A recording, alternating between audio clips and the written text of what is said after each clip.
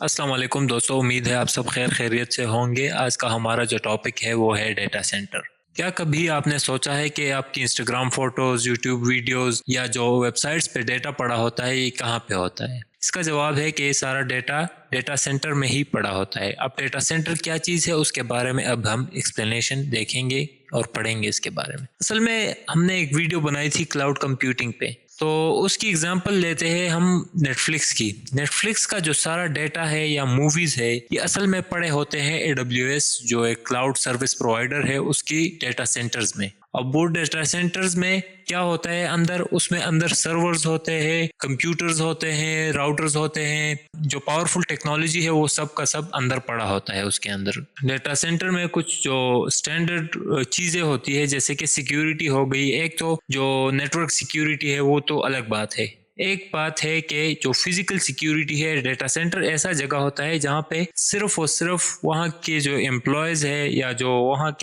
وہاں کے انجینئرز ہے صرف وہ جا سکتے ہیں، وہ ان کے علاوہ کوئی بھی نہیں جا سکتا، کیونکہ وہاں پہ بہت سینسیٹیو ڈیٹا پڑا ہوتا ہے۔ اور یہ جو ڈیٹا سینٹرز جن کے ہوتے ہیں جیسے AWS ایزور ہو گئے، تو وہ اس سیکیورٹی کے بدلے میں آپ سے پیسے لیتے ہیں ان ڈیٹا سینٹر کے۔ تو اب یہ ڈیٹا سینٹر آپ تک یہ ڈیٹا پہنچاتا کس طرح ہے؟ اس کے بیک اینڈ میں ٹیکنالوجی یوز ہوتی ہے جو ورچوئلائزیشن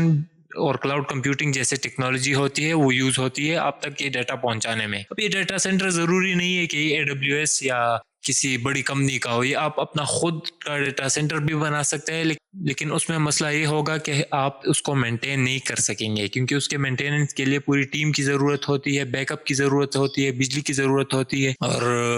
پھر اس کے علاوہ پھر ہمیں بہت بڑا بلڈنگ چاہیے ہوگا تاکہ ہم اپنا ڈیٹا سینٹر ڈپلوائے کر سکے۔ تو اس سے بہتر سلوشن یہ ہے کہ ہم ڈیٹا سینٹر کو رینٹ پہ لے لیں۔ اب ہم پڑھ رہے ہیں ڈیٹا سینٹر کے بارے میں، تو ڈیٹا سینٹر کے اندر کیا کیا ڈیوائسز یوز ہوتی ہے، کیا کیا ٹیکنالوجی یوز ہوتی ہے وہ ہم دیکھتے ہیں۔ ڈیٹا سینٹر کے اندر پہلے تو نیٹ ورک کنیکٹیویٹی ہوتی ہے، انٹرنیٹ کی کنیکٹیویٹی پوری ہوتی ہے۔ پھر اس کے بعد دوسری بات آتی ہے ڈیوائسز کی، جو کہ ڈیوائسز کے ذریعے ہی انٹرنیٹ کی کنیکٹیویٹی ہوتی ہے، جیسے کہ راؤٹر اور سوئچ وغیرہ ہو گئے۔ اس کے بعد پھر وہاں پہ ڈیٹا سٹور کرنے کے لیے سرورز چاہیے ہوتے ہیں، جو کہ وہاں پہ ہزاروں سرورز پڑے ہوتے ہیں ریکس میں، اور ان کو ڈپلوائے کرنے کے لیے، مینٹین کرنے کے لیے پوری ایک ٹیم ہوتی ہے، اور سیکیور کرنے کے لیے پوری ایک سیکیورٹی ٹیم بھی ہوتی ہے۔ اس کے بعد اس کی کولنگ سسٹم ہوتی ہے، مطلب یہ جو ہمارا چھوٹا کمپیوٹر ہوتا ہے اس میں ہم نے بڑے فینز لگائے ہوتے ہیں کہ یہ کول رہے، یا جی پی یو کو اگر آپ نے دیکھا ہوگا اس پہ فینز لگے ہوتے ہیں۔ تو یہ جو ڈیٹا سینٹر ہے اس میں بہت بڑے جی پی یوز بہت زیادہ اماؤنٹ میں پڑے ہوتے ہیں، یا کمپیوٹرز ہوتے ہیں بڑے اماؤنٹ میں پڑے ہوتے ہیں،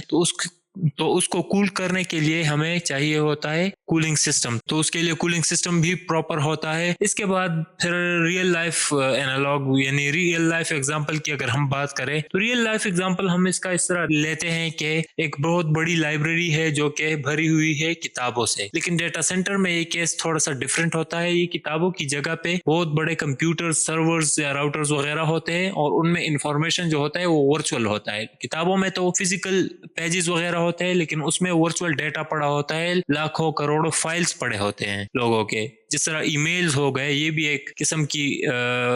ڈیٹا ہے نا، ای میل ہو گئے، یا نیٹ فلکس کی اگر ہم ایگزامپل لے لیں، نیٹ فلکس کا جو سارا کا سارا ڈیٹا ہے یہ سب کا سب AWS کے سرورز میں پڑا ہوتا ہے، AWS کے ڈیٹا سینٹرز میں پڑا ہوتا ہے، کیونکہ ان کا کانٹریکٹ ہے AWS کے ساتھ۔ پھر اس کا دوسرا ایگزامپل اگر ہم لے لیں تو ایزور بھی بہت ایک بڑی کمپنی ہے جو کہ مائکروسافٹ کی طرف سے ہے، اور ان کا بھی کلاؤڈ کمپیوٹنگ پرووائڈ کرتے ہیں، اور کلاؤڈ کمپیوٹنگ کے بیک اینڈ میں وہی ڈیٹا سینٹر یوز ہوتا ہے۔ ڈیٹا سینٹر انٹرنیٹ کا بیک بون ہے جو کہ سٹور کرتا ہے، پروسیسنگ کرتا ہے اور ڈیلیور کرتا ہے انفارمیشن پوری دنیا کو، یعنی پورے گلوب میں انفارمیشن کو پھیلاتا ہے۔ تو یہ ویڈیو تھی ڈیٹا سینٹر سے ریلیٹڈ، so please like, share and subscribe our channel.